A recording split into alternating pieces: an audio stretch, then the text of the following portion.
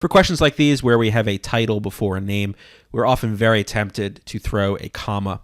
So I'll put the word geologist in here. We're very tempted to put a comma around the name, right? Commas around the name. So American geologist, comma, Marie Tharp, comma. Very common, very typical. Now, we do know we have a comma here. We'll talk about what's going on with this comma in a minute.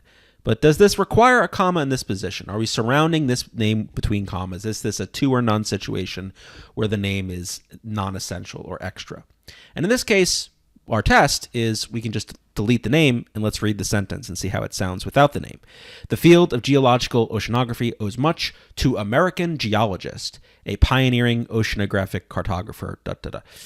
The lack of the name here is quite apparent, right? We need the name. The name is essential to the sentence. Without the name, the sentence is a little weird. It's like, owes much to American geologist.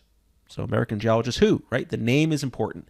And that's telling me I'm not going to need a comma in this position because I want this name to be part of the main sentence. And typically with these titles, that's usually how it's going to go. You're usually not going to use names. The only exception that might occur is if you had something like, in this case, the word N. The field of geological oceanography owes much to an American geologist. And then you could maybe put the name in commas. Still, I'm not sure if that would even make sense in this case because of how the sentence continues, which we'll talk about in a second. But maybe in that case, you would use commas. But again, just remove the name from the sentence, read what's left. If it sounds fine, then probably the commas were good. If, like in this case, we remove the name from the sentence, we remove the thing between commas from the sentence, it doesn't sound right or there's something important missing, that's a sign that what we removed is essential and therefore shouldn't be surrounded by commas. Let's get rid of D. C, can't be that. We don't have a complete sentence on both sides of this semicolon.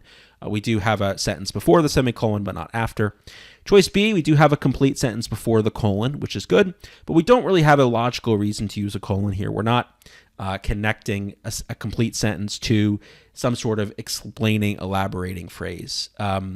Really, we just want to have this one long unbroken sentence, and that leaves us with choice A. Now, you might be wondering, though, what's going on with this comma. Since I don't need a comma here, why do I need one here? Well, this comma is doing something different, right? We've got from the beginning of the sentence all the way to the name, we've got our independent clause here, our complete sentence.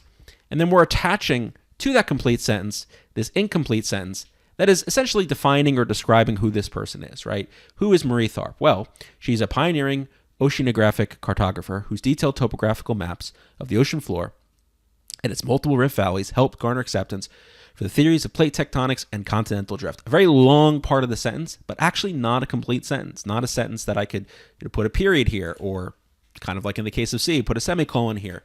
Can't do that because this is incomplete. So what we have here is this complete comma incomplete structure. And that is why we have this comma in this position. It has nothing to do with the title, the name, anything like that. This could have been anything, but because this incomplete sentence is going to be describing or defining who this person is, we want to attach it to our complete sentence with a comma. And so that's why ultimately we go with choice A, and that's why we still would need a comma in that position. So this one is choice A.